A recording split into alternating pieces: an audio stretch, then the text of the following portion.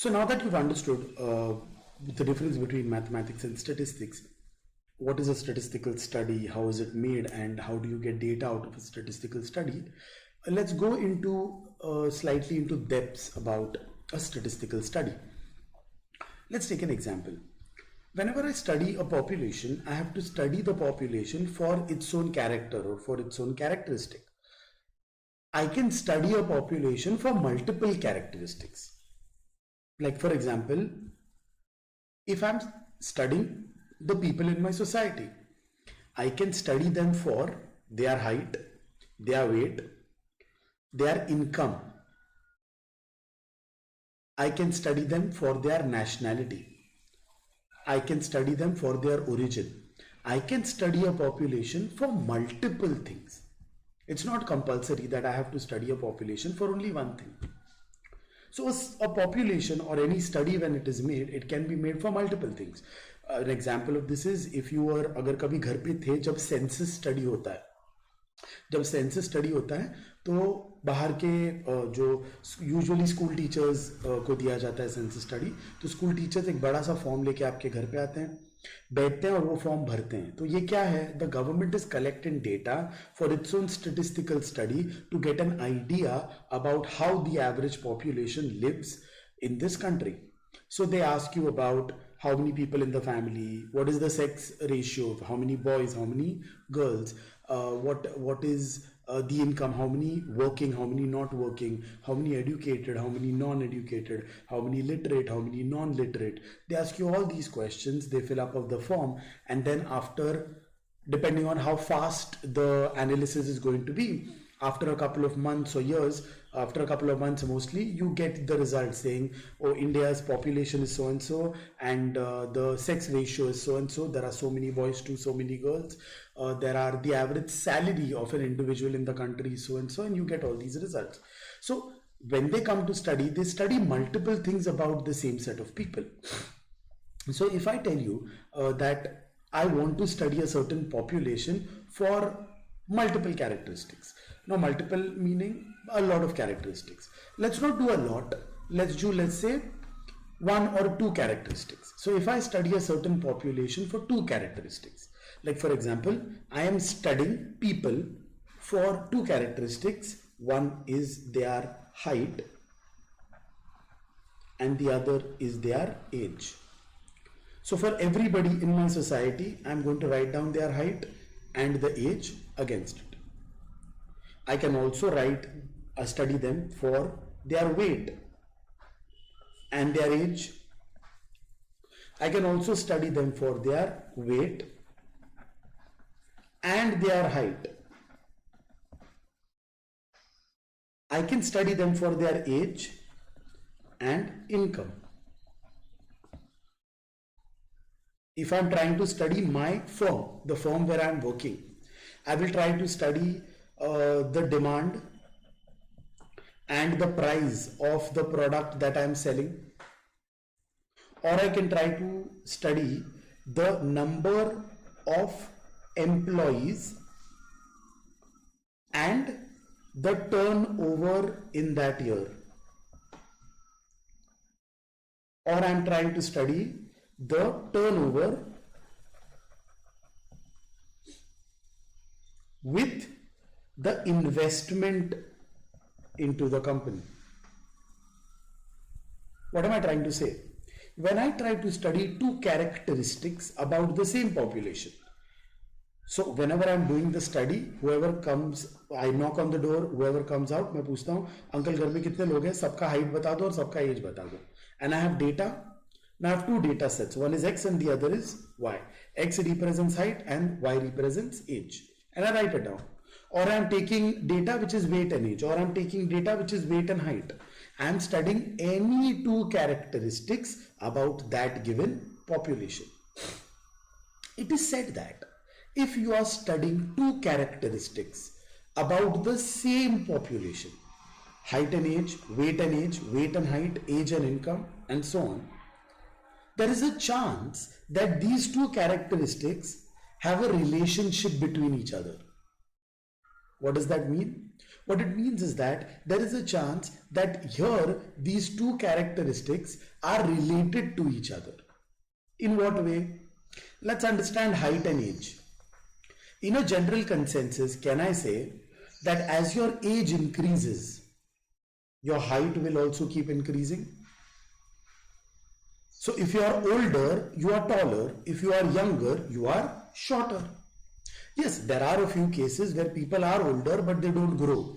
There are a few cases where people are, let's say, in the 5th or the 6th standard, but they are already 5.5, 6 feet.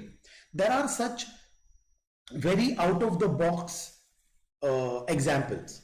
But in a general consensus, at a certain age, people are supposed to have a certain height.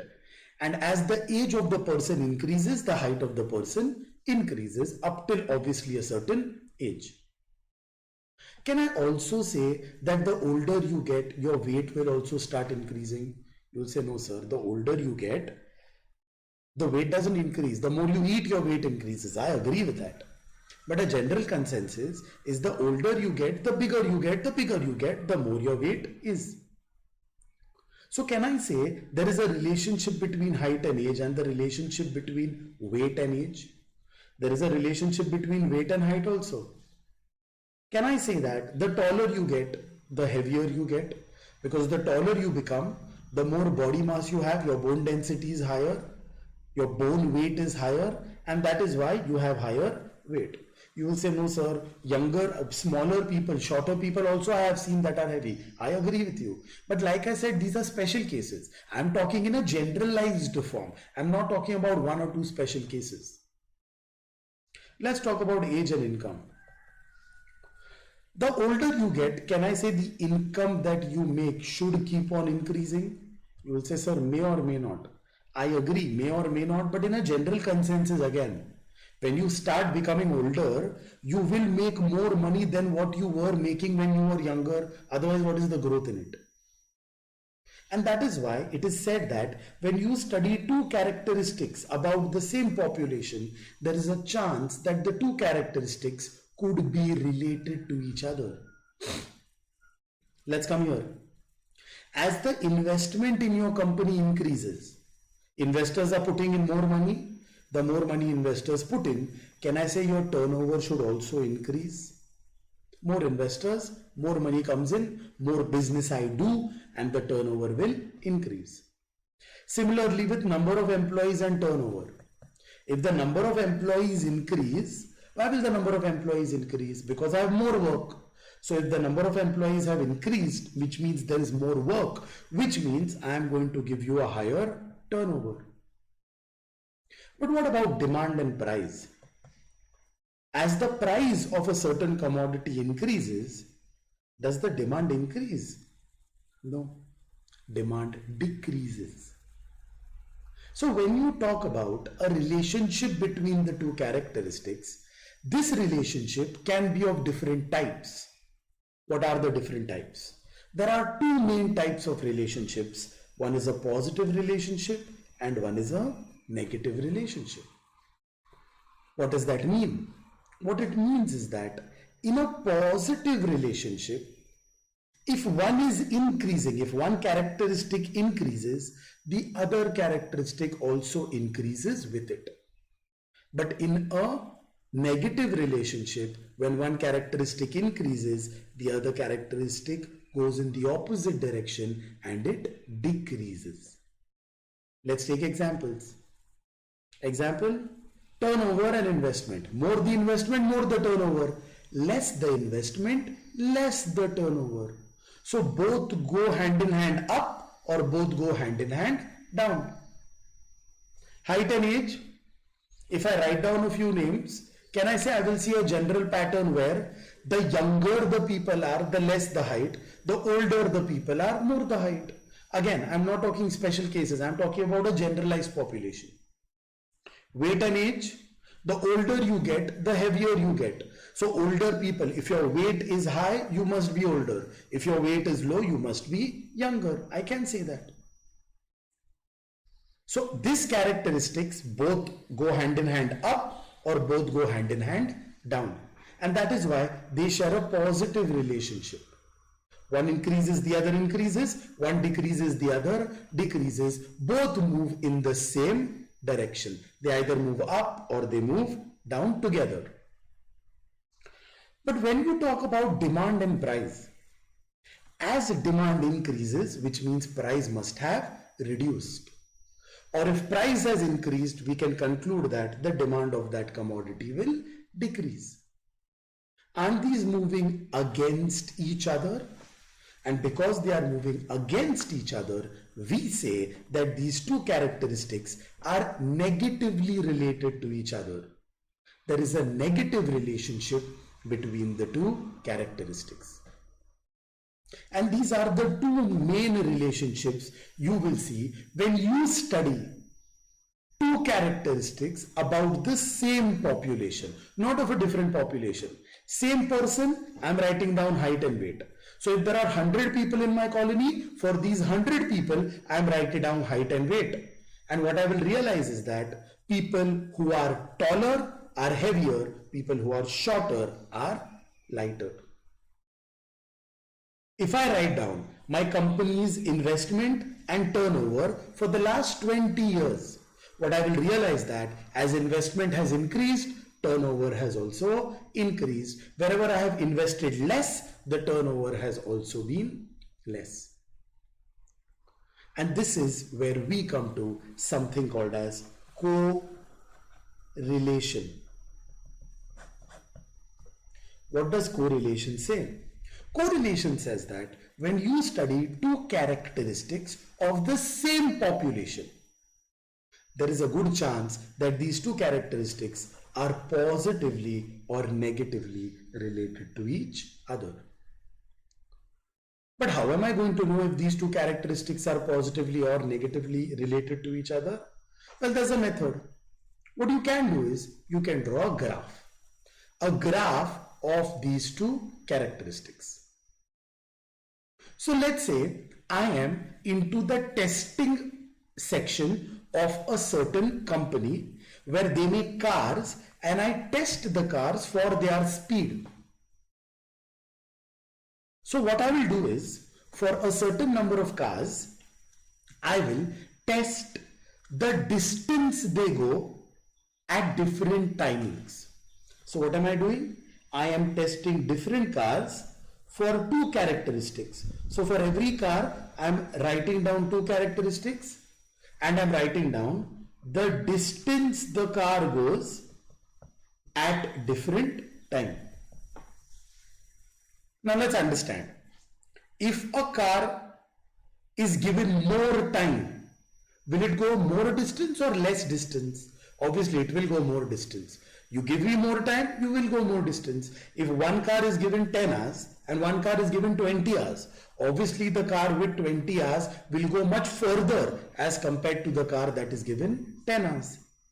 So can I say, as your distance is increasing, it means that your time has increased?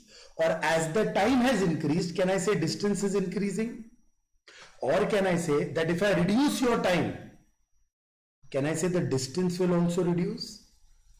So if I do this for, let's say, 100 cars and I plot them on a graph. How? Any car that has gone a very low distance, can I say it will go a very low time as well? Let me zoom that a little for you.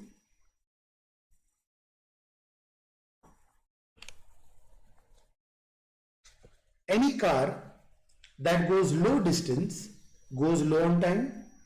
So if there is a car with low distance, it will have low time. If it has gone lesser distance, it has taken lesser time. If the car has taken a lot of time, then it has gone a very long distance. More time, more distance, less time, less distance. If a car has taken moderate time, it has gone moderate distance.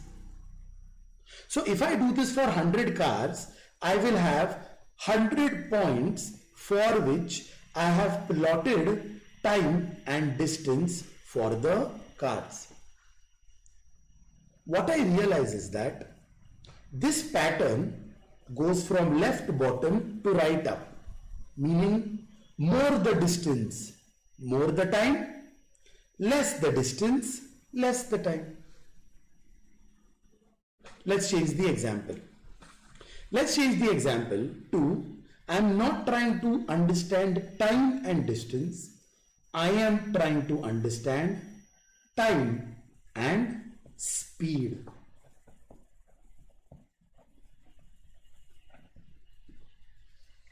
Now what about time and speed? If you go fast, the time required is higher or lower? Obviously you will need lesser time.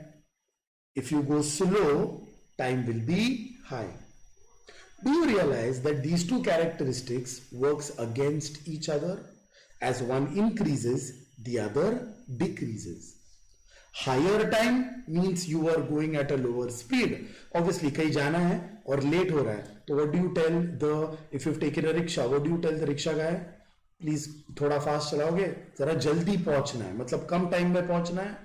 तो if the speed is higher, the time will be less. If the speed is low, the time will be very high.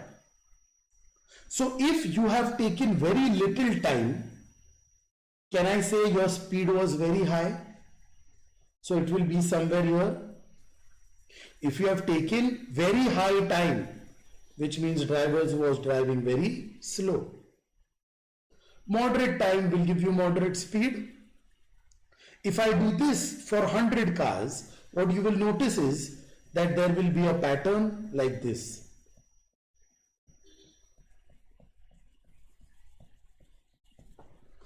This pattern goes from the right bottom to the left top. So high time means low speed and low time means high speed.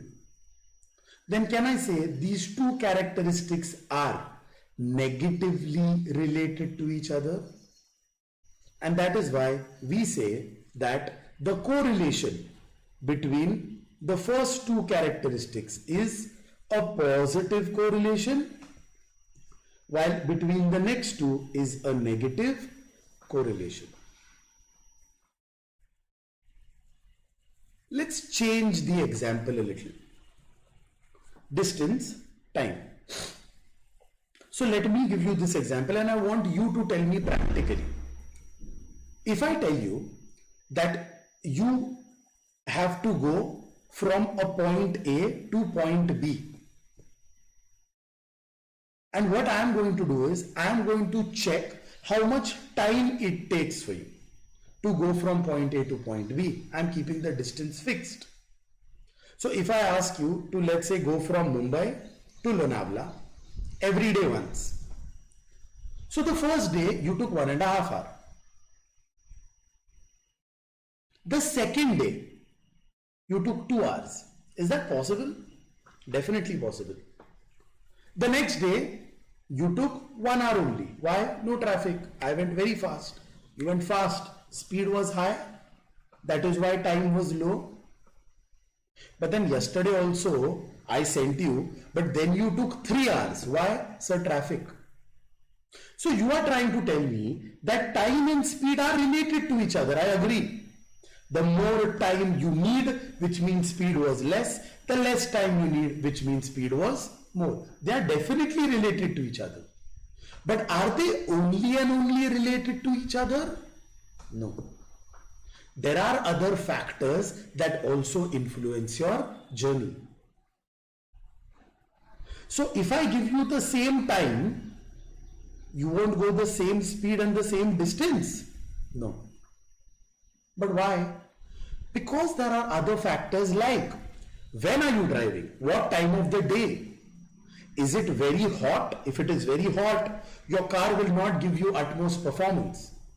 If you drive at night, it's slightly cooler as compared to the day, your car will give you a better performance. Was it raining when you were driving? Because if you are driving when it's raining, then you can't drive that fast. So speed just doesn't depend on time. Speed also depends on the climatic conditions. What if बराबर उसी time गाड़ी निकाली थी जब सब schools और colleges छूटते हैं? तो अगर बराबर उसी टाइम पे गाड़ी निकालोगे तो every road that has an adjacent school to it, there will have kids on the road, there will be school buses, there will be traffic. अगर ऑफिस टाइम पे गाड़ी निकालोगे, there will be traffic, you will not be able to go the same distance with the same speed and the same time. Even though the distance is same, the time and the speed will be different. What am I trying to say here? What I'm trying to say here is time and speed are related to each other. I completely agree with you.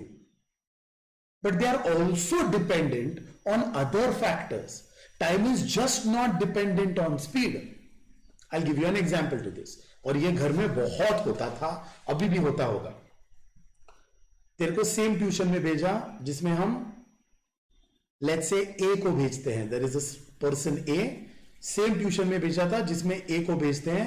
Same school में जाते हो दोनों भी, या same college में जाते हो दोनों भी, फिर भी उसको ज्यादा मार्क्स आया, आपको कम क्यों आया? And there is always this comparison that you see, but it's fair enough, no? और let's say not in a don't take this in a completely direct way, but understand what I'm trying to say. If parents have more money to spend on the kid, education wise, they can give him a better learning atmosphere, they can send him to better coaches for studying, they can send the student to people who will teach that student well, they can send the kid to a better college. Doesn't that infer that the student will bring better marks? And it's basic, no? The more you spend on the kid, the more marks you get. It's simple. The less you spend, the lesser marks you get. Can't send you to a tuition, can't send you to any private coaching, can't do any extra expense on you. Then there is a chance कि आपको खुद सब करना पड़े, and then you are not very well experienced. You will get lesser marks. There is a good chance that this might happen.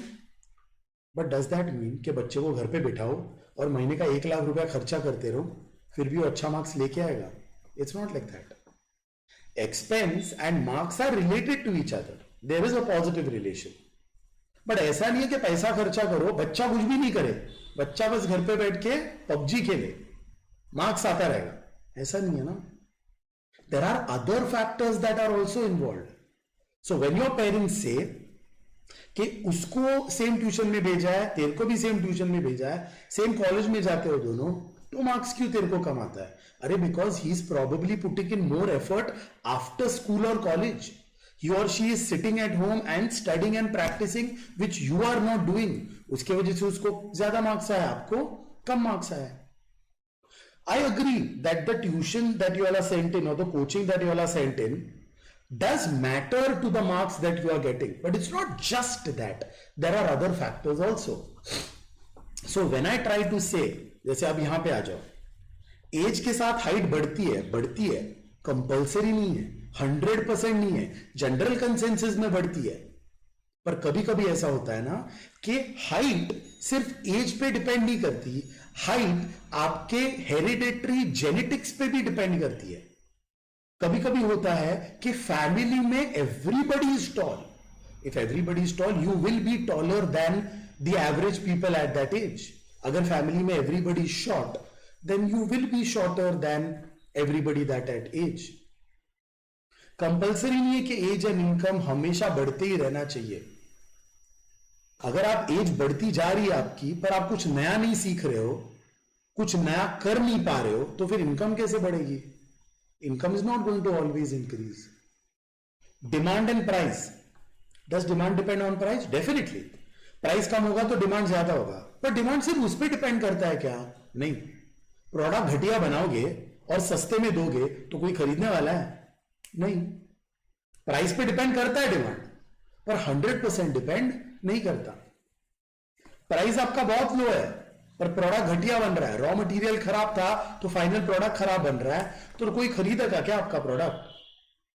तो आपकी demand सिर्फ और सिर्फ प्राइस पे डिपेंड नहीं करती. There are other factors also. और इसीलिए this scatter plot that I have drawn, ये थोड़ा स्कैटर्ड है.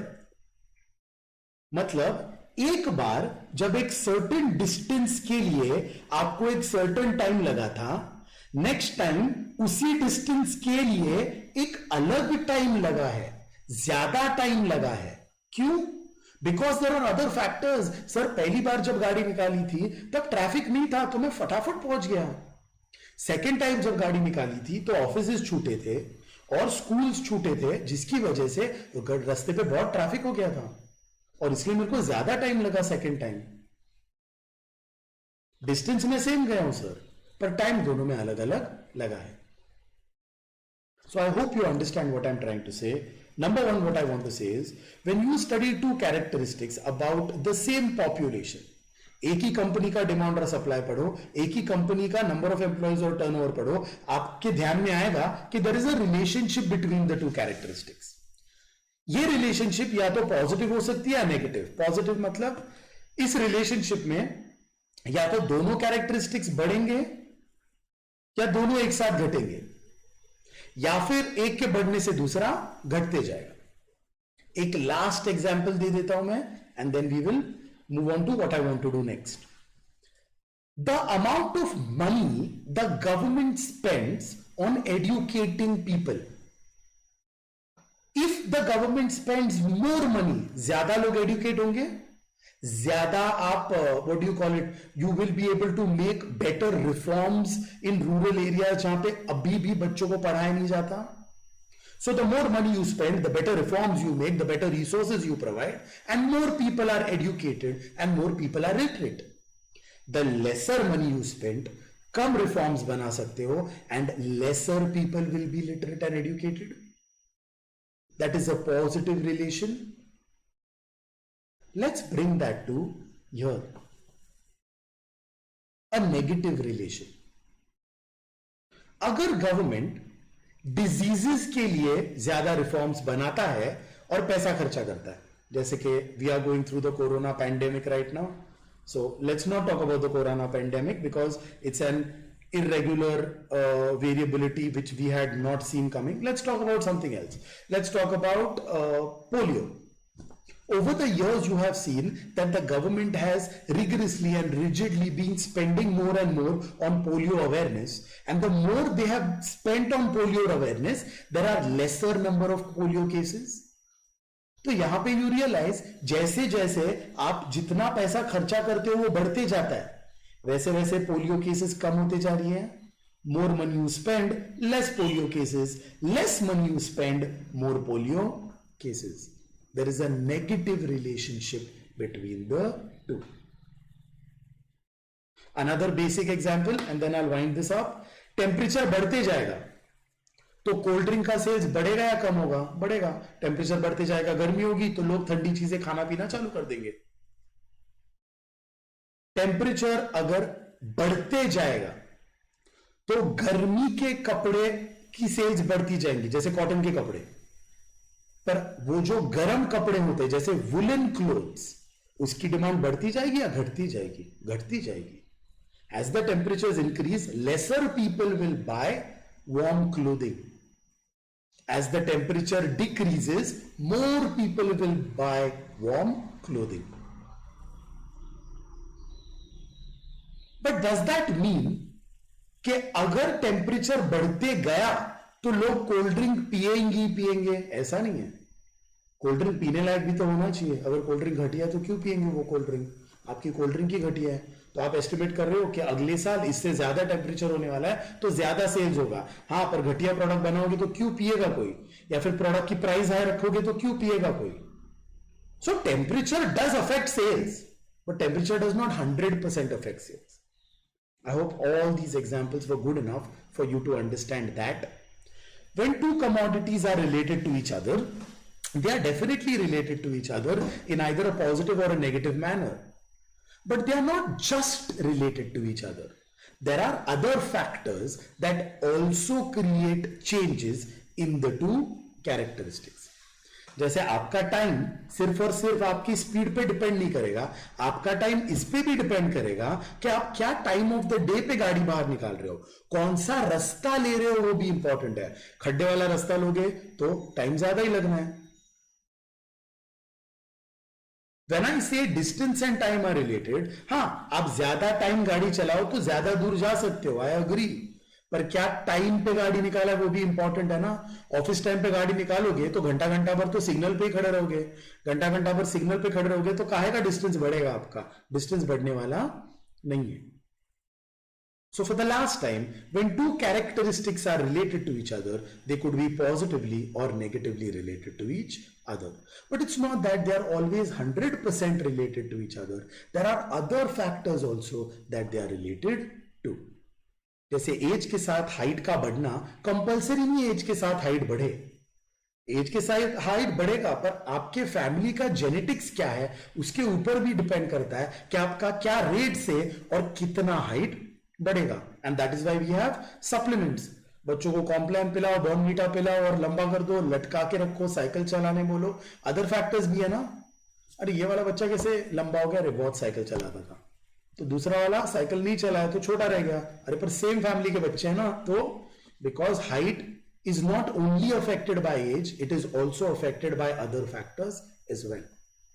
I hope you've understood this bit. So now let me take the same experiment to a different place. Like for example, have you ever heard about people who review cars? हर एक चीज का review होता है. तो जो famous लोग होते हैं, जैसे मूवी क्रिटिक्स होते हैं, when a movie comes out they watch a movie and then they give out their reviews about the movie, what kind of people should watch this movie, what kind of people should not watch this movie. Products आते हैं तो online reviews, अभी तो social media is a big market right now where people review headphone से लेके laptop, shoes, pen, pencil. क्या review नहीं होता, ऐसा नहीं है. अब recently, and I am not kidding, I will not, if you ping me I will send you the link to this. Recently I have seen a video of unboxing. तो देखा होगा लोगों ने, when you unbox something, you open the box and then you show them इस box में क्या क्या है वगैरह वगैरह. I saw unboxing of a biscuit packet. How to open a biscuit packet is what I've seen. So yes, that is what the world has come to, and it has some million views. That video has some million views. Anyway, coming back to, वैसे ही cars review करने वाले लोग होते हैं. तो अब ये cars review करने वाले लोग क्या करते हैं पता है? वो गाड़ी का कॉस्ट फिर आपको मैगजीन में, if you have ever read any car related magazines or seen any car related shows, they give you a review saying that the car is this price, or if it fits in your budget, then they will tell you what speeds we are looking at, what is the engine power, what is the maintenance of the car, what is the mileage of the car. They give you a review of the car. तो जब ये लोग गाड़ी को review करने आते हैं ना, तो होता क्या है, ये लोग हाँ नॉर्मल रास्ते पे भी गाड़ी चलाते हैं, पर गाड़ी का स्पीड टेस्ट करने के लिए ना, बॉम्बे वाला बंदा होगा तो अब मुंबई पुणे एक्सप्रेस वे भी तो लेके नहीं जाएगा to check the speed of the car. तो करते क्या पता है, देयर इज अ रनवे, जैसे कि एयरपोर्ट का रनवे होता है, वैसे ये लोग गाड़ी को रनवे पे लेके जाते हैं. अब रनवे देखा है सब लोग ने, अगर फ्लाइट में बैठे भी नहीं होगे तो एयरपोर्ट का रनवे, फ्लाइट का रनवे तो पता ही होगा, प्लेन रनवे. उस पर स्पीड ब्रेकर नहीं होते, उस पर खड्डे नहीं होते, उस पर लोग गाड़ियां क्रॉस नहीं करते, बराबर. उसमें लोग रास्ते क्रॉस नहीं करते, उसमें गाड़ियों की क्रॉसिंग नहीं होती. ऐसा कुछ नहीं होता है ना एयरपोर्ट रनवे पे. And because all of this is taken away, अगर मैं सेम गाड़ी की एक्सपेरिमेंट वैसे वाले रास्ते पे लेके जाऊं तो होगा क्या. So there is, I am actually telling you this, Bombay Flying Club, there is Bombay Flying Club in Vile Parle, जो एक्चुअली बॉम्बे का पुराना एयरपोर्ट था. That was the old Bombay airport. पर बाद में क्या हुआ, वो रनवे छोटा हो गया और फिर बड़े रनवे की जरूरत पड़ी. The number of flights coming in was too much. That is why we made the airport at Santa Cruz and Andheri, the domestic and the international. But पहले that was the airport, the small Ville Parle Bombay Flying Club airport. It's called Pawan Hans.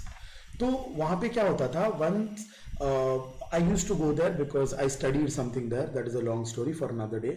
वहाँ पे क्या होता था, हम जब जाते थे तब some people used to rent the runway. कि बाबा आज फेरारी वालों ने रेंट किया है, या आज मर्सिडीज वालों ने रेंट किया है, या आज बुगाटी वालों ने रेंट किया है टू टेस्ट अ कार. तो वो लोग क्या करते थे, लंबा सा रास्ता है, straight road, no speed breakers, no ditches, no signals, no people crossing, nothing, और वहां पे गाड़ी भगाते थे. फिर भगा के ब्रेक मारो तो पता चले कि गाड़ी कितने टाइम में ब्रेक मारती है, 0 to 60 कितने टाइम में जाती है, 0 to 100 कितने टाइम में जाती है, and all those tests could be done there. तो हुआ क्या, अगर मैं यही गाड़ी, जो गाड़ी चला रहा हूं मैं, वो मैं बार बार उस रनवे पे चलाऊं, तो कहना इसे, अब जब मैंने बाकी सब फैक्टर्स निकाल दिए हैं, मतलब अब डिस्टेंस सिर्फ टाइम पे डिपेंड करेगा और टाइम सिर्फ डिस्टेंस पे। अभी अगर मैंने आपको 4 बार 5-5-5 मिनट दिए, तो अगर मैंने आपको 4 बार 5 मिनट दिए हैं, तो चारों बार आप सेम डिस्टेंस जाओगे, क्योंकि अब रास्ता सेम है, खड्डे नहीं है। There is no other factor influencing your distance. Then can I say, तब जब आप एक स्कैटर प्लॉट निकालते हो, अगर आपने 50 बार उधर गाड़ी चलाई, तो आपको कुछ ऐसा स्कैटर प्लॉट दिखेगा। पॉजिटिव ही होगा, पर ज्यादा स्कैटर्ड नहीं होगा, इट विल बी स्लाइटली फाइनर। क्यों पता है? क्योंकि अब डिस्टेंस सिर्फ टाइम पे डिपेंड करता है और टाइम सिर्फ डिस्टेंस पे डिपेंड करता है। बाकी फैक्टर्स तो आपने निकाल दिए, बराबर। आपने बोला था कि सर स्पीड ब्रेकर बहुत थे, मैंने गलत रास्ता ले लिया। अरे रास्ता भी एक ही है, उस पर कोई स्पीड ब्रेकर नहीं है। सर खड्डे बहुत थे, नहीं है इस पे कोई भी खड्डा। सर मैं पहली बार गया था तो मैं ऑफिस टाइम में गया था, सेकंड टाइम गया तो मैं रात को गया, तो पहली बार ज्यादा टाइम लगा, सेकंड टाइम कम टाइम लगा। अरे फर्क ही नहीं पड़ता, क्योंकि अब इस रास्ते पे ना कोई स्कूल का बच्चा आता है रोड क्रॉस करने के लिए, ना कोई ऑफिस टाइम का ट्रैफिक होता है। सिमिलरली अगर उन्हीं कार्स के साथ मैं सेम टाइम और स्पीड का स्टडी करूं, तो बेसिक है, पहली बार ज्यादा टाइम लगा था तो कम स्पीड पे गाड़ी चला रहे थे, और कम टाइम में पहुंचे थे तो ज्यादा स्पीड पे गाड़ी चला रहे थे। पर यहां पे अगर आप ये बार बार करके देखो ना, अलग टाइम और अलग स्पीड्स पे, तो यू विल रियलाइज कि it's a very fine scatter plot. आपने क्या किया है? You have removed other factors from the dependence. तो यहां पे टाइम डिस्टेंस पे और डिस्टेंस टाइम पे डिपेंड करता था, पर ये इंडिपेंडेंटली भी दोनों और फैक्टर्स पे डिपेंड करते थे। यहां पे स्पीड टाइम पे और टाइम स्पीड पे डिपेंड करता था, पर ये लोग इंडिपेंडेंट भी अलग फैक्टर्स पे डिपेंड करते थे। पर अब डिस्टेंस सिर्फ और सिर्फ टाइम पे डिपेंड करता है और टाइम सिर्फ और सिर्फ स्पीड पे डिपेंड करता है। So this is a positive correlation, but it is also called as a perfect positive correlation. This is a negative correlation and also called as a perfect negative correlation. इस correlation में और कोई नहीं है जो दोनों को इन्फ्लुएंस कर रहा है, ये दोनों सिर्फ और सिर्फ एक दूसरे को इन्फ्लुएंस करते हैं, बाकी और कोई इन दोनों को इन्फ्लुएंस नहीं करता।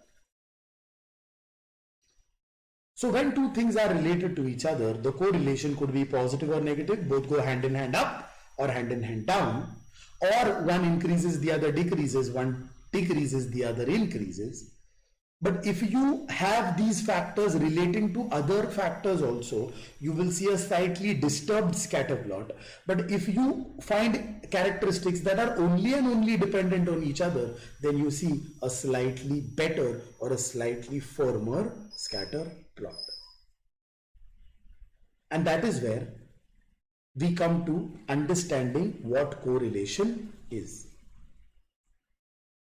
तो एक और लास्ट एग्जाम्पल लेते हैं और खत्म कर देते हैं, एंड दैट इज, अगर मैं एक पॉपुलेशन का, मेरा पॉपुलेशन क्या है, आप लोग हो, मेरे क्लास के बच्चे, मैंने टेस्ट लिया और मैंने डेटा लिखा। अब डेटा क्या लिखा मैंने? कितना घंटा पढ़े थे और कितना मार्क्स आया। तो डू यू अग्री, ज्यादा घंटा पढ़ोगे तो ज्यादा मार्क्स आएगा, कम टाइम पढ़ोगे तो कम मार्क्स आएगा। सब नॉट इन ऑल केसेस, अब सब बच्चे सेम लेवल के नहीं होते, आई अग्री, पर एक जनरल कंसेंसस में दिखेगा ना कि जो ज्यादा टाइम पढ़ा है उसको अच्छा मार्क्स आया, जो कम टाइम पढ़ा है उसको खराब मार्क्स आया, आई अग्री। पर मैं वो नहीं लिख रहा, मैं क्या लिख रहा हूं पता है? बच्चे का weight and the marks that he or she has got. और सबको पता है, कॉमन सेंस है, जैसे वेट बढ़ते जाता है वैसे मार्क्स बढ़ते जाएंगे। The heavier you are, more marks. The lighter you are, less marks. बराबर ना, कॉमन सेंस है। Look at me, I've always had good marks. That is why I was always on the heavier side. बराबर? गलत है। It is not always कि दो characteristic related होने ही चाहिए। मतलब लंबा है तो मैथ्स में अच्छा होगा, नाटा है तो मैथ्स में खराब होगा, ऐसा नहीं होता है। There is no relationship there. And it is not always. हाँ, दोनों कैरेक्टरिस्टिक सेम पॉपुलेशन क्या क्या, हाँ मैंने मेरी क्लास के 100 बच्चों का हाइट और मार्क्स लिखा था, तो सेम पॉपुलेशन के दो कैरेक्टरिस्टिक्स हैं पर रिलेटेड नहीं है। सर आपने तो बोला था कि पॉजिटिवली या नेगेटिवली रिलेटेड होने चाहिए, but now I am telling you it is not always कि पॉजिटिवली और नेगेटिवली रिलेटेड होने चाहिए। And here you will see there could be a kid who is heavy but has bad marks in mathematics, while there is another kid who is heavy but has good marks. There is a kid who is very light but has bad marks. There is a kid who is very light but has good marks. तो आप ये जो scatter plot दिखोगे ये बहुत scattered होगा, and when the scatter plot has no pattern to it, we say that there is no correlation. इन दो characteristics में कोई कोरिलेशन नहीं है। So before I continue let me wind this up. When you study two characteristics, two या more में भी होता ही है, but now because I don't want to stress on too much, मेरे को दो ही कैरेक्टरिस्टिक के बारे में बात करनी है। When you study a certain population for two characteristics, there is a good chance that the two characteristics are related to each other. That relationship could be a positive or a negative, also known as, यहीं पे लिख देता हूं, it is also called as a direct or an inverse relation. If I write down a data of two characteristics and draw a scatter plot, and if the scatter plot goes from the left bottom to the right top, then there is positive correlation. If the scatter plot goes from the left top to the right bottom, there is negative correlation. If the scatter plot is very fine, there is a very strong correlation. So there is perfect positive and perfect negative correlation. तो अगर दो characteristic का relation ऐसा है तो आप बोलो हाँ है रिलेशनशिप, पॉजिटिवली रिलेटेड है। पर ऐसा है तो बोलो पॉजिटिव और बहुत स्ट्रांग है। दोनों एक दूसरे पे ही बहुत स्ट्रांगली डिपेंड करते हैं और किसी पे इतना स्ट्रांगली डिपेंड नहीं करते। पर यहां पे मैं वो नहीं बोल सकता। डिस्टेंस टाइम पे डिपेंड करता है पर 100% टाइम पे डिपेंड नहीं करता। डिस्टेंस और चीजों पे भी डिपेंड करता है। But sometimes you will notice that although these two characteristics are of the same population, there is no pattern that you see.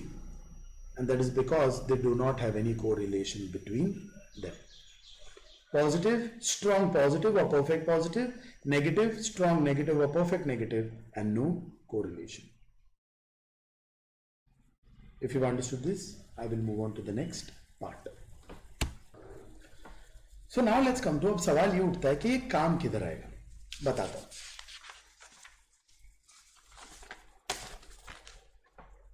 आप आपकी कंपनी के सेल्स मैनेजर हो and what you realised is that हाँ sales अच्छा होने के लिए product अच्छा होने की भी जरूरत है, but at the same time sales अच्छा होने के लिए लोगों को आपका प्रोडक्ट पता भी तो होना चाहिए।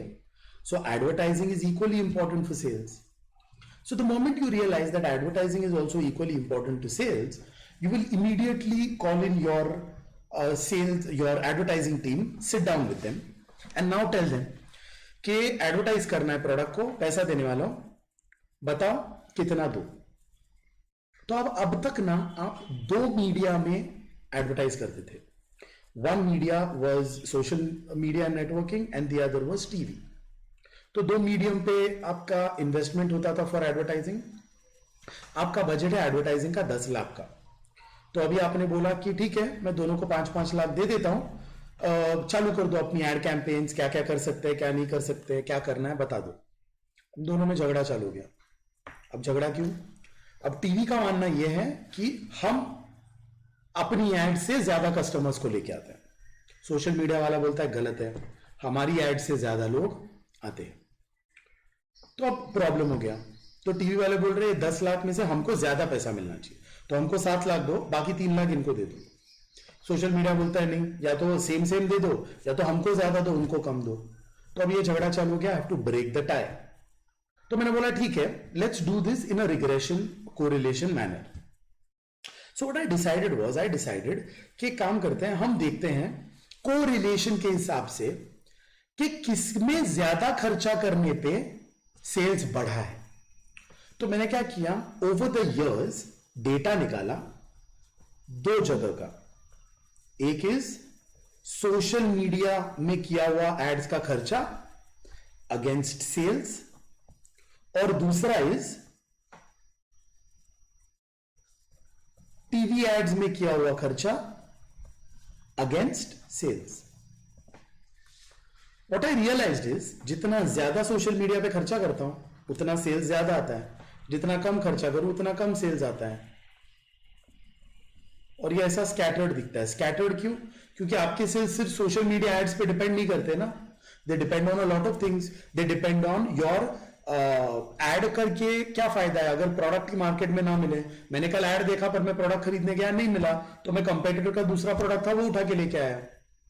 ऐड करते हैं पर प्रोडक्ट बहुत महंगा है तो पब्लिक क्यों खरीदेगी. So there are other reasons also, but majorly मैंने देखा है कि जितना ज्यादा सेल्स पे खर्चा करते हो उतना ज्यादा, जितना ज्यादा सोशल मीडिया पे खर्चा करते हो उतना ज्यादा सेल्स होता है. पर टीवी का भी वही दिखता है ना.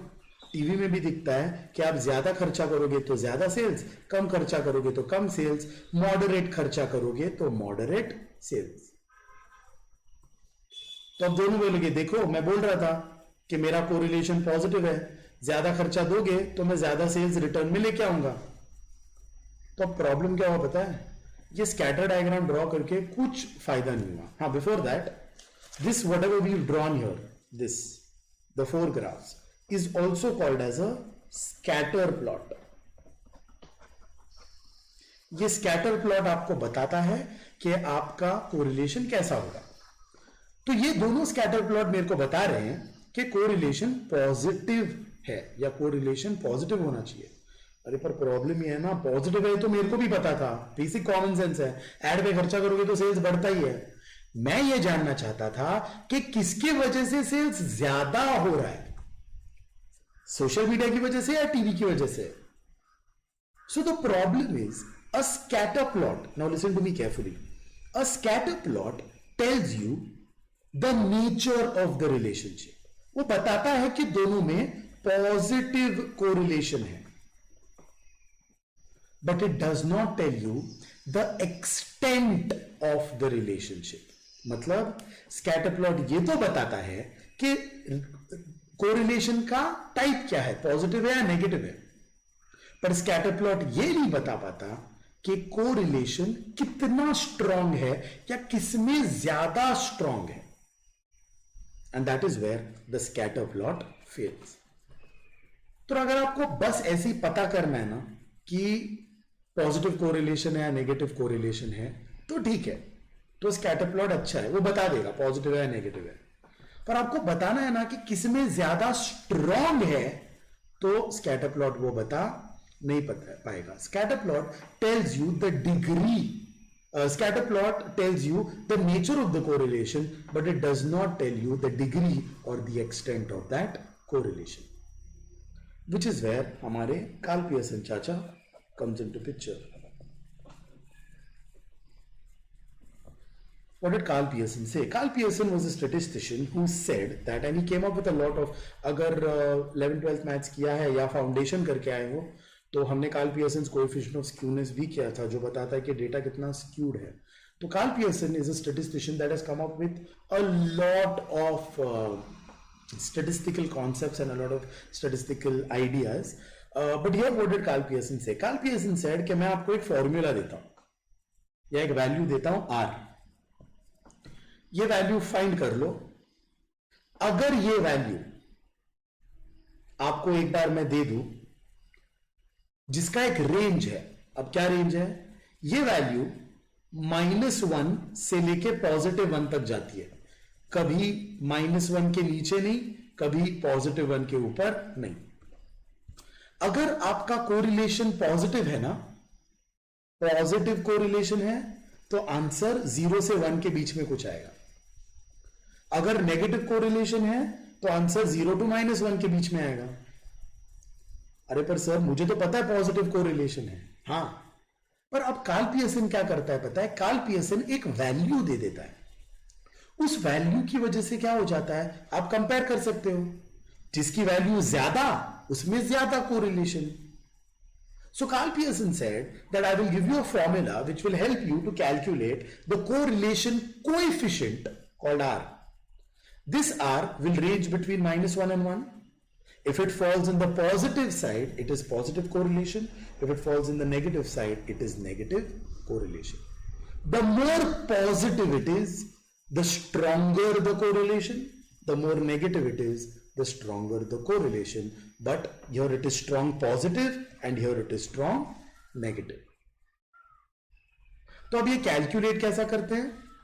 Carl Pearson said that the value of R is calculated by the formula covariance between x and y divided by the standard deviation of x into the standard deviation of y.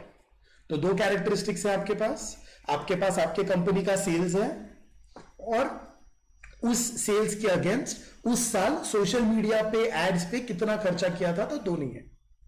तो एक x है एक y है, तो आप x और y का covariance निकाल लो और standard deviation of x and standard deviation of y निकाल लो. पर सर ये covariance between x and y क्या है, बताता हूं. उसका भी फॉर्मूला है. The covariance between x and y is given by the formula sum of xy upon n minus x bar y bar. The standard deviation of x is given by the formula sum of x square upon n minus x bar square the whole under root, and the standard deviation of y is given by the square root of sum of y square upon n minus y bar square. तो Karl Pearson बोला आपके पास x या y है, these are data values, ये proper numerical values है, these are variates. तो एक काम कर दो, x और y को मल्टीप्लाई कर दो और उसका टोटल ले लो. n इज कितनी रीडिंग्स है आपके पास, या आप कितने लोगों के लिए कर रहे हो, कितने सालों के लिए कर रहे हो. 10 साल का डेटा है तो n इज 10. अब उसी x का मतलब let's say in this case आपके सेल्स का एवरेज ले लो, आपके सोशल मीडिया के खर्चे का एवरेज ले लो, and then multiply that to find the value of this. ये हुआ covariance between x and y. Standard deviation of x and standard deviation of y. Standard deviation of x के लिए आप x को स्क्वायर करके total ले लो, इसको y को स्क्वायर करके टोटल ले लो, दोनों के मीन्स को स्क्वायर कर दो, सबट्रैक्ट कर दो, फिर रूट ले लो, and you will get the standard deviation of x and the standard deviation of y. This will tell you, once I put this into this formula, covariance इधर जाएगा, standard deviation of x into standard deviation of y. ये final निकालने के बाद this value will range between -1 and 1. अगर ये positive आई तो positive correlation है, अगर ज्यादा पॉजिटिव आई 1 की तरफ तो स्ट्रॉन्ग पॉजिटिव है, अगर नेगेटिव आई तो नेगेटिव कोरिलेशन है, अगर ज्यादा नेगेटिव आई -1 की तरफ तो it is a strong negative correlation. तो मैंने ये कर दिया. मैंने क्या कर दिया, मैंने सेल्स को x लिया और सोशल मीडिया पे खर्चे को y ले लिया और दोनों का r फाइंड किया और इसका r आया मेरे को 0.67 और टीवी और सेल्स का चेक किया और आंसर आया 0.84. तो अब इसका मतलब क्या है, दिस इज मोर पॉजिटिव, ये ज्यादा 1 की तरफ है, बड़ी वैल्यू है. इसका मतलब यहां पे डिपेंडेंस या रिलेशनशिप ज्यादा स्ट्रांग है, यहां पे कम स्ट्रांग है. तो जो सोशल मीडिया वाले बोल रहे थे कि हमारी वजह से सेल्स ज्यादा आता है, ये गलत है. टीवी एड्स की वजह से सेल्स ज्यादा आता है. There is a stronger relationship between sales and TV ads. I'll tell you what this means in a nutshell. Not exactly, but to some extent, so that it becomes easier. 0.67 मतलब कहना से approximately 67% होता है. Percentage में गिनोगे तो you know what that means? इन दोनों के बीच की डिपेंडेंस मतलब दोनों के बीच का रिलेशनशिप 67% स्ट्रॉन्ग है. 67% स्ट्रॉन्ग. बाकी का बचता कितना है, 33%. अरे 33% they depend on other factors.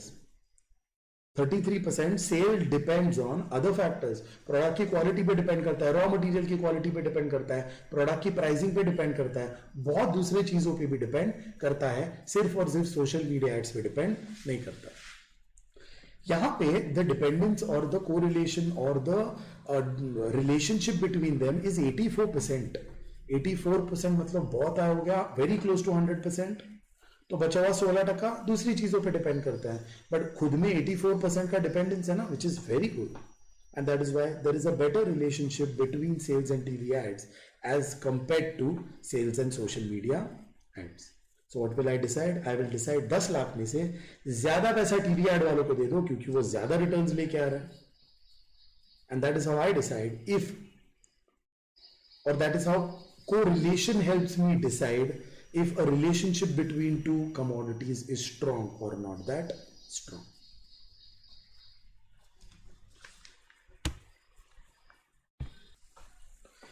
So, to quickly wrap this up, when you study two characteristics of the same population, एक ही कंपनी के सेल्स और रेवेन्यू पढ़ोगे या एक ही कंपनी का डिमांड और रेवेन्यू पढ़ोगे, एक ही कंपनी का प्राइस एंड रेवेन्यू पढ़ोगे, जो भी है, when you study two characteristics of the same population, there is a good chance that they could be related to each other.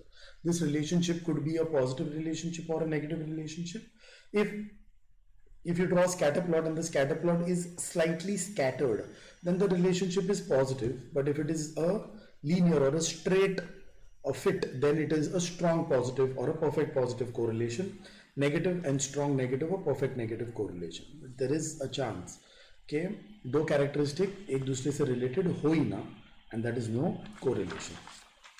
A scatter plot tells you what kind of a correlation it is, but it fails to tell you the degree or the extent of the correlation, which is when Karl Pearson correlation coefficient comes into picture. Karl Pearson क्या बोला? जो आपके पास जो भी data है उसका sum of xy upon n minus x bar y bar, which is covariance between x and y, and standard deviation of x, standard deviation of y निकाल लो और इस फॉर्मूला में डाल दो, which is r is covariance between x and y upon standard deviation of x into standard deviation of y. इसका जो value आएगा, जो हमेशा -1 to 1 के बीच आएगा, अगर 1 से ज्यादा है या -1 से छोटा है, कुछ तो गलती की है, there is something wrong. इसके ही बीच में आएगा. अगर पॉजिटिव सेक्शन में आता है तो पॉजिटिव कोरिलेशन, ज्यादा ही पॉजिटिव आता है तो strong positive correlation, negative section में आता है तो नेगेटिव कोरिलेशन, और बहुत ही -1 के करीब आता है या ऑलमोस्ट -1 ही आ जाता है, then there is a strong negative correlation between the two characteristics. If you've understood this, I want to move on to what I want to do next. Let's now take a few examples and understand this a little better so that I can move on to the next bit that I want to do. Let's take examples. So let's say let's take the same advertising and sales, correct? So your company spent in, let's say this is in lakhs and this is in crores. So your company spent 10 lakh in advertising and the revenue that it made was 102 crores. तो अब revenue अच्छा आ रहा था, so we decided to spend more. तो मैंने next year बोला ठीक है 15 लाख ले लो, तो रेवेन्यू आया 142 crores. I said very good. Next year और थोड़ा बजट बढ़ा के 18 लाख, मैंने 3 लाख एक्स्ट्रा दे दिया. So the sales revenue came out to be 150. Not a substantial increase, but still an increase. So it's good. मतलब like I said, आपका sales सिर्फ और सिर्फ एडवर्टाइजिंग पे डिपेंड नहीं करता ना. There are other factors also, and that is why there will be an increase, but exactly same increase हो सकता है नहीं हो सकता, depends. Then I increased it and made it 21 lakh. When I made it 21 lakh, my sales revenue went up to 180 crores. Then let's say one more, and I made the advertising expenses 25 lakh, and my sales revenue went up to 195 crore. Let's stop here. Let's take another example. Let's say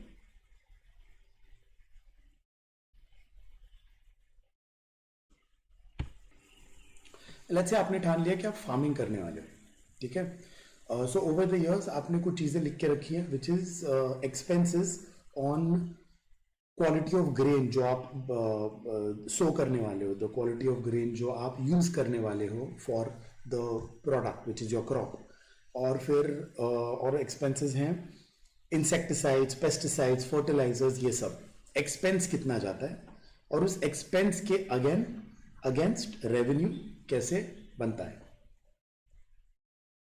तो या फिर उस expense के against if you want to say revenue नहीं लेते हैं, let's say final crop का weight, तो प्रोडक्ट लिखता हूं, तो कितना वेट का प्रोडक्ट बनता है। So let's say this is in hundreds of KG and let's say expense is in thousands.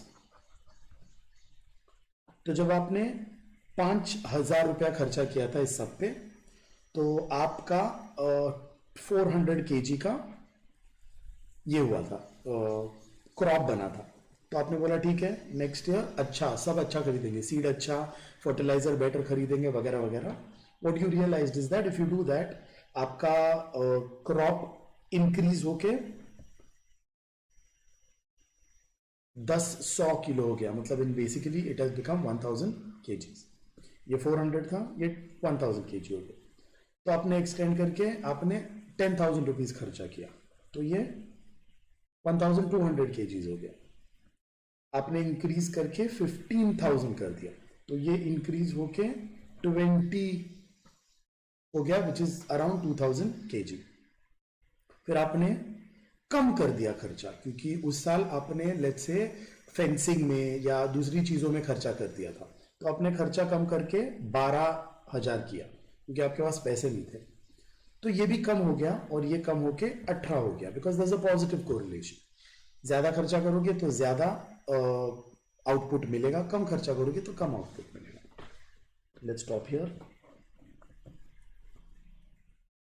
Now I am trying to study special data. Special data मतलब अगर आपने टेम्पोरल डेटा। टेम्पोरल डेटा मतलब आपने अगर foundation करके आए हो तो temporal data is time based data. तो I am trying to find out against time how is my company's revenue doing. So ये है टाइम विच इज ईयर। तो ईयर है 2000, लेट्स से ये 19 है, 18, 17, 16, 15। सो ये 2015 है, तो ये 2016, 2017, 2018 and 2019। 15 sorry was the first year of your company. पहली ओपनिंग अभी जस्ट ओपनिंग की थी आपने। So the revenue that your company made let's say in lakhs is 2 lakh का कमाई किया कंपनी ने। Next year 2016 you have better experience, थोड़ा ज्यादा खर्चा किया था, you didn't make the mistakes that you made last time, तो आपने 5 लाख का रेवेन्यू बनाया।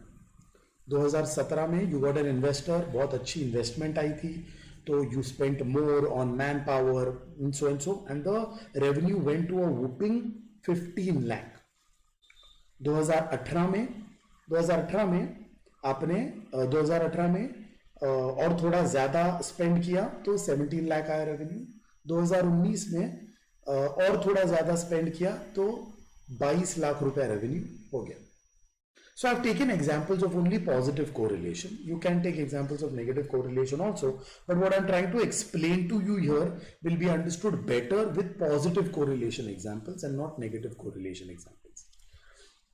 So let's come back. आपकी कंपनी का एडवर्टाइजिंग का खर्चा in lakhs against sales in crores. You have realise that जैसे जैसे एडवर्टाइजिंग का खर्चा बढ़ते जाता है वैसे वैसे सेल्स बढ़ते जाता है।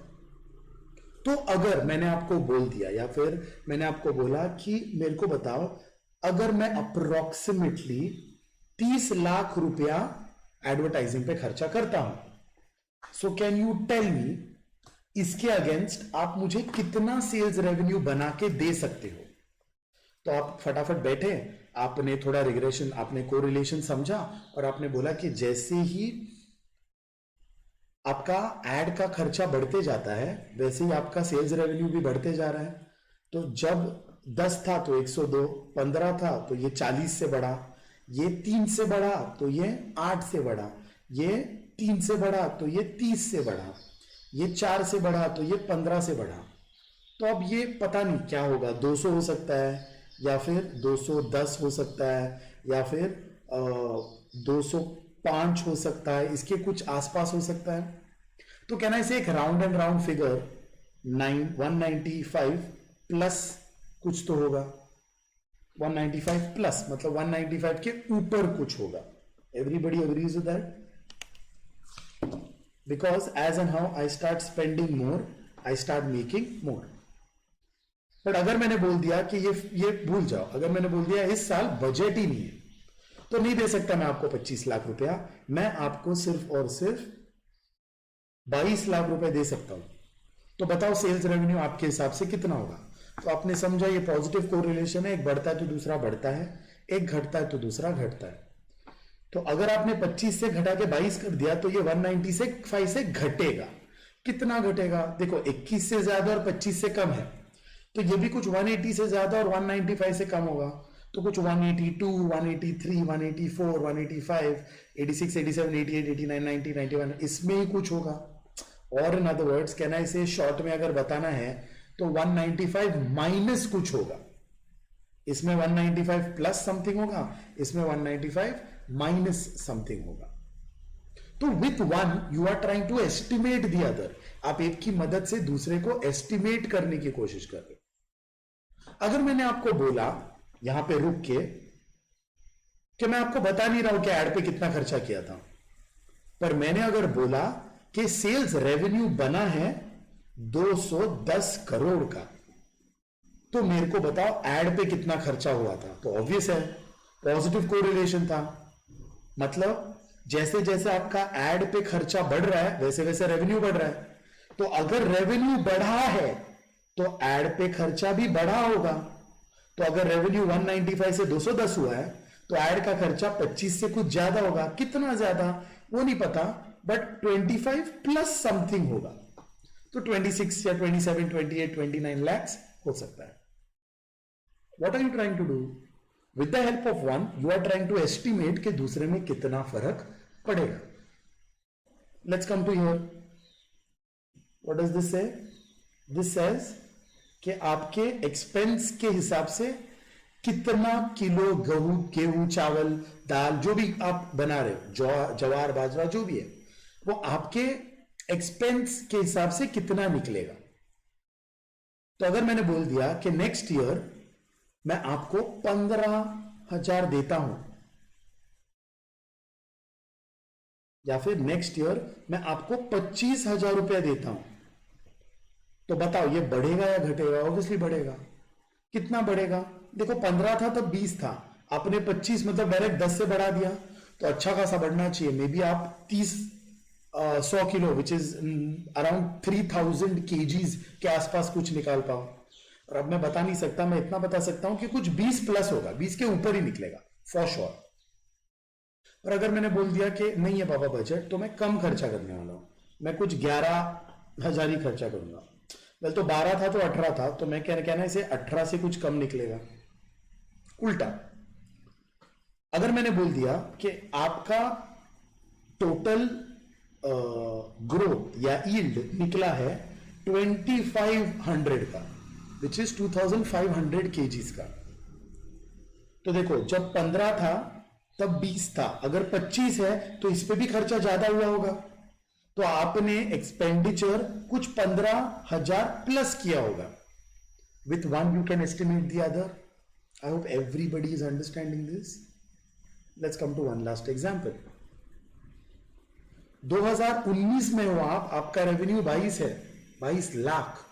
अगर मैंने पूछा कि मेरे को बताओ फिर 2020 में क्या रेवेन्यू होना चाहिए, कोरोना है कुछ रेवेन्यू नहीं होगा, अग्री। बट अगर कोरोना का पता नहीं होता 19 में और मैं पूछता कि बताओ कि रेवेन्यू कितना निकलेगा, how many lakhs should be my revenue, तो आपने थोड़ा समझने की कोशिश की। आपने बोला जैसे जैसे साल बढ़ते जाते हैं मेरे एक्सपीरियंस बेटर होता जाता है, I start making new products, मेरा रेवेन्यू बढ़ते जा रहा है। तो अगर 2020 में हूं मैं और 19 में 22 लाख का रेवेन्यू था, तो 2020 में 22 से थोड़ा ज्यादा हो सकता है। कितना ज्यादा अब वो एग्जैक्टली नहीं पता, बट समथिंग 22 प्लस। ठीक है, आई अग्री। भूल जाओ अभी ये, भूल जाओ कि मैंने आपको 2020 का रेवेन्यू पूछा था। अब अगर मैं आपको बोल दूं, बता दूं, मैं पूछ नहीं रहा हूं, मैं बता रहा हूं कि अगले साल रेवेन्यू आया था 15 लाख का, तो कैन यू टेल मी साल कौन सा निकला था? तो सर देखो जैसे साल बढ़ते जाता है रेवेन्यू बढ़ते जाता है, बराबर। रेवेन्यू कम हुआ है, 22 से 15 हुआ है तो साल भी कम होगा। तो अब ये साल कौन सा आएगा? साल आएगा 2017, बराबर। 2019 के बाद क्योंकि आपका रेवेन्यू कम हो गया तो साल भी कम हो जाएगा, which will be 2017। Is that correct? That's wrong. अरे आपकी कंपनी कल को डूब भी जाए ना तो भी नेक्स्ट ईयर 2020 ही आने वाला है, 2017 थोड़ी ना आएगा। What does that mean? When two characteristics are related to each other, they could have a strong relationship. यहां पे दिख ही रहा है ना, strong positive relation है, जैसे एक बढ़ता है दूसरा बढ़ते जाता है। I agree with you. The relationship is strong, but there is a chance कि दोनों की dependence अलग हो। अब ये क्या है dependence अलग हो? I will tell you. Let's understand the economic situation and your salary.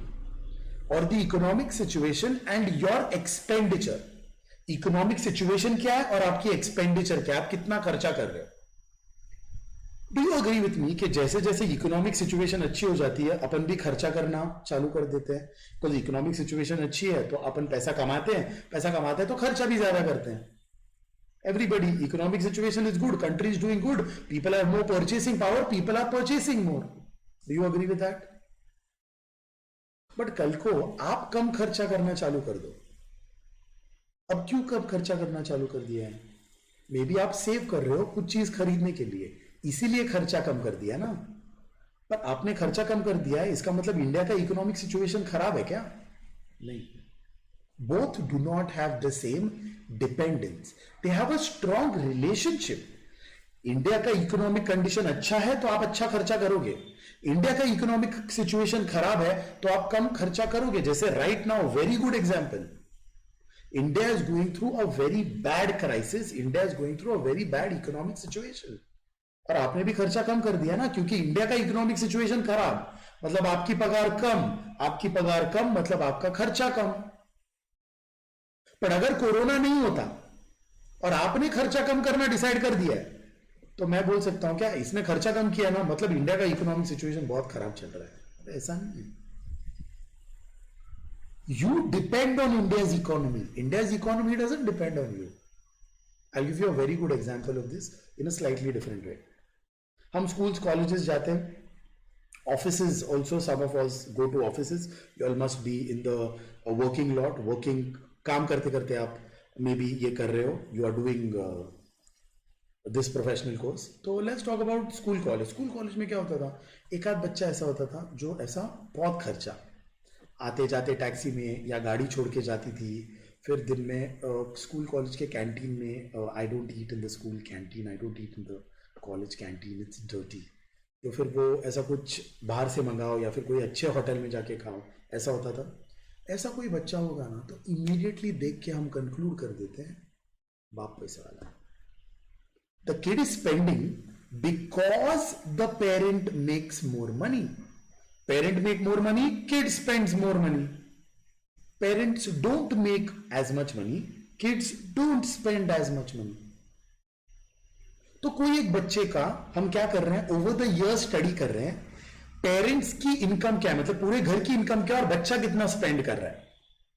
तो आपको क्या नोटिस होगा पता है, जैसे जैसे पेरेंट्स की सैलरी बढ़ते जाती है बच्चे के एक्सपेंसेस बढ़ते जाते हैं। तो ओवर द इयर्स क्या हुआ है, पेरेंट्स की सैलरी बढ़ते गई। पेरेंट्स की salary in the financial year let's say 2015 parents की सैलरी थी 2 लाख रुपया दोनों की मिला के। तो बच्चे का खर्चा था 10,000 रुपया थ्रू द ईयर। अब 2016 में पेरेंट्स बनाने लगे 5 लाख रुपया, तो बच्चे का खर्चा बढ़ गया, बच्चा 20,000 रुपया खर्चा करता है थ्रू द ईयर। 2018 में पेरेंट्स का सैलरी 17 लाख रुपया, तो बच्चा 50,000 रुपया खर्चा करता है। 2020 पेरेंट्स का सैलरी 2019 सॉरी पेरेंट्स का सैलरी 22,000 रुपया, तो बच्चा एवरी ईयर 1 लाख रुपया खर्चा करता है पॉकेट मनी। अब आया 2020 जब पेरेंट्स की सैलरी कम हो गई। कम क्यों हो गई? May be one of the parents were going through a medical condition and because of which खर्चा वहां पे बहुत हुआ, रेवेन्यू कम हो गया। तो बच्चा कम खर्चा करेगा ऑब्वियसली। पेरेंट्स का खर्चा कम हुआ है, पेरेंट्स का रेवेन्यू कम हुआ है, तो बच्चा भी कम खर्चा करेगा। But everything is going hello and hearty, सब अच्छा चल रहा है इधर तक। 2019 में पेरेंट्स ने 22 लाख रुपए कमाया और बच्चे ने 1 लाख रुपए खर्चा किया खुद। ऑब्वियसली 22 लाख पेरेंट्स बना रहे तो बच्चा 1 लाख रुपए खर्चा करेगा ही। पर है ना, बच्चे ने कांड कर दिया, कॉपी कर रहा था एग्जाम में, पकड़ा गया। तो अब माँ बाप क्या बोले, तेरा बहुत हो गया नखरा, तेरा मैं पैसा कट कर। तो अब बच्चा टैक्सी से आना बंद, बाहर खाना बंद, घर से डब्बा लेके आओ, बस पकड़ के आओ, बस पकड़ के जाओ, डब्बा खाओ, वापस घर पे जाओ। तो अब अचानक से अगर वो घर से डब्बा लेके आ रहा है और टैक्सी पकड़ना बंद कर रहा है, बस पकड़ रहा है, तो आप क्या बोलेंगे, बैंकरप्ट होने लगता है माँ बाप इसके। ऐसा नहीं है ना, माँ बाप ने खर्चा क्यों कम किया है? बिकॉज रेवेन्यू चल रहा है माँ बाप का, the revenue is on, but his expenses are cut for other reasons.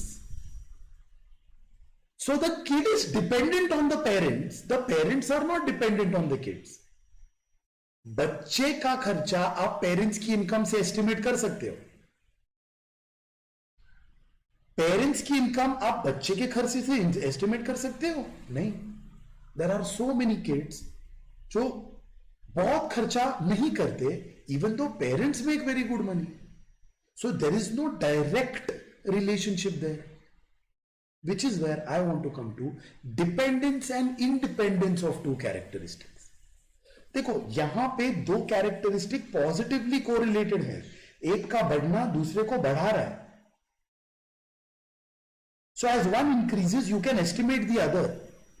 So आप जैसे साल जा रहे हैं वैसे रेवेन्यू कितना आएगा वो एस्टिमेट कर सकते हो, पर रेवेन्यू की मदद से साल एस्टिमेट कर सकते हो क्या? बकवास है। रेवेन्यू की मदद से साल कैसे एस्टिमेट होता है? गलत है। You can not estimate year with revenue. पागल हो क्या? टाइम कौन एस्टिमेट करता है? Time and money, time and tide waits for none. आपकी कंपनी बंद भी पड़ जाएगी ना तो भी 2020 ही आएगा, पीछे नहीं आने वाली। क्योंकि आपकी कंपनी 2015 में खुली थी तो आपने कंपनी बंद कर दी तो 2014 आ जाएगा, क्योंकि 2014 में आपकी कंपनी बंद थी। ऐसा नहीं होता है। So here there is a dependence between the two characteristics, while here there is a dependence, but the dependence is not the same in both the cases. Here time is an independent variable while revenue is a dependent variable. What am I trying to tell you, or what am I trying to say here is, even though two characteristics are dependent or they have a strong relationship between each other, the dependence between them is not the same. I'll give you a basic example. You and your parents share the same relationship. Let's say it's a love-based relationship. So you and your parents share love between each other. But is the dependence the same? Are you dependent on your parents or your parents are dependent on you? You are obviously dependent on your parents right now. But cut to 20 years from now. If let's assume that you are, let's say 18 or 19 or 20 right now. 20 साल बाद आप 40 के हो जाओगे. When you are 40, will your parents depend on you or you will depend on your parents? If at 40 you are still dependent on your parents, you really need to analyze your life choices. But yeah, when you are 40, your parents will be more dependent on you and you will be less dependent on your parents. But the relationship between the two remains the same. So although two characteristics are correlated, the dependence between them may or may not be the same. Your sales depends on advertising, but it only depends on advertising? No. Advertise बंद भी कर दोगे ना तो भी sales आएगा. For example, Parle G, last Parle G का ad कब देखा था? मेरे को तो याद भी नहीं है. वैसे तो नया ऐड देखा ही नहीं है क्योंकि सब बंद है, सब पुराना वाला ही चल रहा है. निर्मा का ऐड वापस आ गया है, which is fantastic. And if you are a Maharashtrian and you watch a lot of Marathi shows, you must be hearing a lot of Ghala Pitha Madhe Tel, Mag Kon Banware and all of that. But she's a friend. Tanvi Pallava is a very close friend. She is from my college, so I won't mock her. But yeah, but if you are a Maharashtrian, that is the only one ad that you are seeing. But in a broader spectrum, अगर सब normal चल रहा होता, last Parle G का ad देखा कब था? You don't watch a Parle ji ad anymore. अंडे का ad देखा था? एक टाइम आता था जब Nesco national egg something corporation whatever it's called add बनाता था अंडे का, बट वो बंद हो गया. इसका मतलब कि अंडा खरीदना बंद. अब कोई ऐड नहीं देखा, मैंने ऐड ही नहीं देखा अंडे का, तो मैं अंडा खरीदू कब? Does that mean that you stop buying eggs? It doesn't mean that you stop buying eggs. So आपको एड पे खर्चा करने के लिए पैसा सेल्स से आएगा, पर सेल्स एड की वजह से चलता है ऐसे आप बोल नहीं सकते. So although there is a strong positive correlation between them, the dependence of the two is not the same. कल को अगर आप अच्छा ग्रेन नहीं खरीदोगे, फर्टिलाइजर पेस्टिसाइड नहीं मारोगे, क्रॉप निकलेगा. जीरो हो जाएगा नहीं है तो भी क्रॉप निकलेगा. जो भी सीड डालोगे वो आएगा, उतना अच्छा नहीं आएगा पर आएगा. तो ये अच्छा आया तो पैसा इस पे खर्चा कर सकते हो. दैट डजंट मीन इस पे खर्चा नहीं किया तो ये आएगा ही नहीं. No. Although there is a strong positive correlation, the dependence is not the same. This is very well understood here. ये बेस्ट है समझने के लिए. Although there is a very strong positive correlation, जैसे साल बढ़ते जाता है वैसे ही रेवेन्यू बढ़ते जाएगा. पर रेवेन्यू कम हो गया इसका मतलब ये नहीं कि साल पीछे चला गया. No. The dependence is not the same. And when there are two variables, which is x and y, एक को x ले लो, एक को y ले लो, ये x है y, although they might have a strong correlation between them, correlation between x and y will be very strong. Dependence same नहीं होता है. The dependence of x on y and the dependence of y on x is not the same. It could be the same, but in rare cases. But in most of the cases, as the extent of x's dependence on y and the dependence of y is dependent on x is not the same. That is why correlation का एक ही coefficient होता है. But now we come to something called as regression, और regression के दो coefficients होते हैं. एक coefficient जो dxy होता है, which tells you how much is x dependent on y, और एक होता है byx which tells you how much is y dependent on x. ये बेसिकली बताता है कि for a 1 unit change in y how much does x change. So dependence of x on a per unit change in y, and this tells you the dependence of y on a per unit change of x, because it may or may not be the same. एक 2 unit से change होता है तो दूसरा भी 2 unit से change होगा, इसकी गारंटी नहीं है. bxy tells you how much does x change by for a per unit change in y, and byx tells you how much does y change by for a per unit change in x. And this is what I am going to focus more on, regression. ये regression calculate करने के लिए भी Karl Pearson चाचा ने formula दे दिया. He is given you two formulas, obviously x on y और y on x का अलग फॉर्मूला, पर वो ऑलमोस्ट सेम है कोरिलेशन के फॉर्मूला की तरह. कोरिलेशन के फॉर्मूला में क्या था? कोरिलेशन के फॉर्मूला में था it was the covariance between x and y divided by standard deviation of x upon standard deviation of y. इसमें it is bxy is given by covariance between x and y divided by x on y standard deviation of y. This is covariance between x and y divided by standard deviation of x. पर यहां पे दो थे ना, x into standard deviation of x into standard deviation of y. यहां पे सिर्फ एक ही है, y सिर्फ x, तो इसको स्क्वायर कर दो. It is the covariance between x and y divided by the standard deviation of y square and covariance between x and y divided by the standard deviation of x square. अब covariance between x and y तक तो formula लिख दिया था पहले, which is sum of x y upon n minus x bar y bar. Standard deviation of y पता है, standard deviation of x पता है, पर अपन को स्क्वायर करना है. अरे स्क्वायर कर दूंगा तो रूट चला जाएगा, तो बिना रूट का लिख दो. That's it. There is no other difference. What will this tell you? This will tell you for a per unit change in y, how much does x change? And this will tell you for a per unit change in x, how much does y change? And that is the regression bit of x on y and y on x. Now the good thing is, or the best thing right now is, we are going to always and always look at two data sets, जिसमें से एक हमेशा और हमेशा time होगा. your x will always be time and y will be उस time का कोई डेटा. तो for that time I might give you demand of my organisation, for that time I am giving you revenue of my organisation, for that time I am giving you sales of my organisation. इस time में मतलब 2015 में कितनी गाड़ियां बिकी, ये गाड़ियों का भी डेटा हो सकता है. 2015 में 2 लाख गाड़ियां बिकी, 2016 में 5 लाख, 2017 में 15 lakh and so on. But एक डेटा हमेशा टाइम होगा.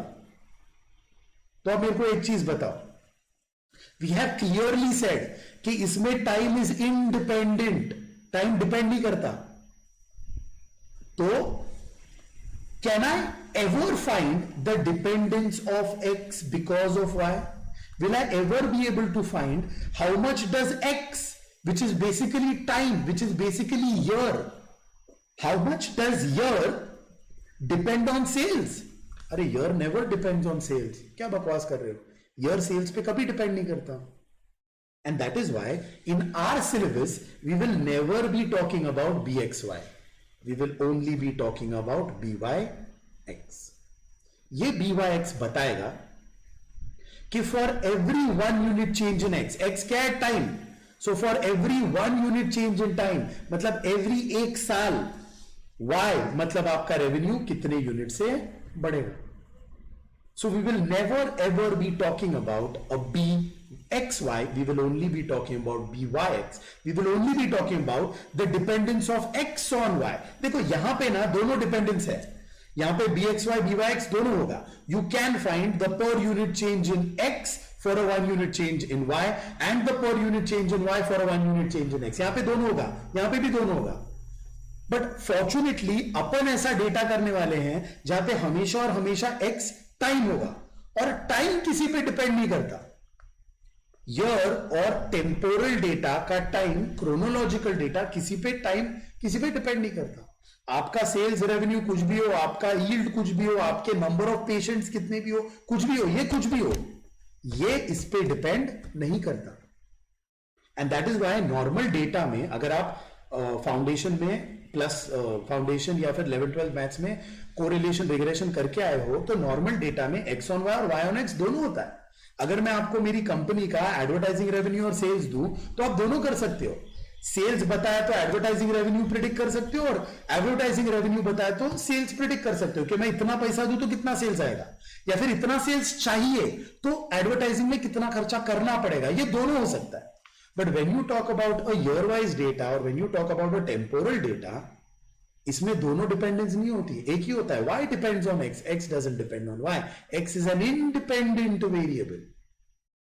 And that is why when we do regression, we will never be talking about bxy, we will only be talking about byx. And this is from where I am going to continue ahead. So let me do a quick recap right from top and then we will wind this up. Right from top.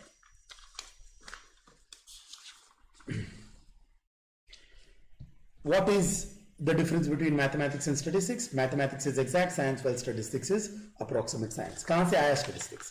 Statistics came in when the need of studying something happened. So statistics is basically a study of a population for a certain characteristic. When you study a population for a characteristic, you get data. This data could be quantitative or qualitative. Quantity मतलब numerical data जो दो type का हो सकता है, या तो decimal values या नॉन डेसिमल वैल्यूज. और क्वालिटी मतलब एक क्वालिटी होती है, एट्रीब्यूट होता है, मतलब कलर हो सकता है, जेंडर हो सकता है, नेशनैलिटी हो सकता है, ये सब क्वालिटी है, क्वांटिटी नहीं है, ये नंबर में नहीं लिख सकते. After doing that, we tried to understand that whenever you study two characteristics about the same population, there is a chance that they could be related to each other. This relationship could be a positive or a negative relationship. If it is strong, then we call it perfect positive. If it is strong, then we also call it perfect negative. पर compulsory नहीं है कि related हो ही. आपकी let's say आपका height और आपकी salary, height बढ़ते गई तो सैलरी भी बढ़ते जाएगी, ऐसा नहीं है. There is no correlation between these two. तो ये स्कैटर प्लॉट बताता है कि दो कैरेक्टरिस्टिक के बीच का कोरिलेशन कैसा है, पॉजिटिव है, नेगेटिव है, बट प्रॉब्लम ये है ना कि वो पॉजिटिव होगा तो कितना स्ट्रॉन्ग पॉजिटिव है ये बता नहीं पाता, which is where we have Carl Pearson चाचा का formula. Carl Pearson said that I will give you a formula to calculate something called as R. What is R? R is the coefficient of correlation. Coefficient of correlation बताता है how strongly are these two characteristics related to each other. अगर positive section में आए तो strong positive तो positive correlation, negative में आया तो नेगेटिव कोरिलेशन, 1 के पास आया तो स्ट्रॉन्ग पॉजिटिव, -1 के पास आया तो स्ट्रॉन्ग नेगेटिव कोरिलेशन. ठीक है, तो आप कोरिलेशन तो बता पाए, आप बता पाए कि दो चीजें अगर रिलेटेड है तो कितनी स्ट्रांगली पॉजिटिवली या नेगेटिवली रिलेटेड है, पर आप ये नहीं बता पाए कि वो एक दूसरे पे कितनी डिपेंडेंट है, क्योंकि there could be a strong relationship between the two पर डिपेंडेंस ना हो. जैसे कि इसमें रेवेन्यू टाइम पे डिपेंड करता है पर टाइम रेवेन्यू पे डिपेंड नहीं करता, which is where we come to regression coefficients. Regression coefficients ये बताते हैं कि how much is one variable या one characteristic dependent on the other. Is one characteristic strongly dependent on the other and the other strongly dependent on the first? Yes. This will tell you how much is the dependence between the two. Now, luckily, because we are only going to do time-based data, your x is never going to be dependent on y. Only y is going to be dependent on x.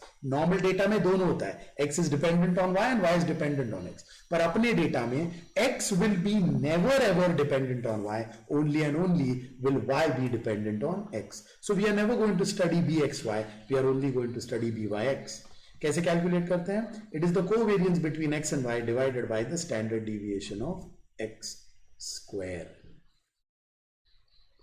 And this is from where I'm going to elaborate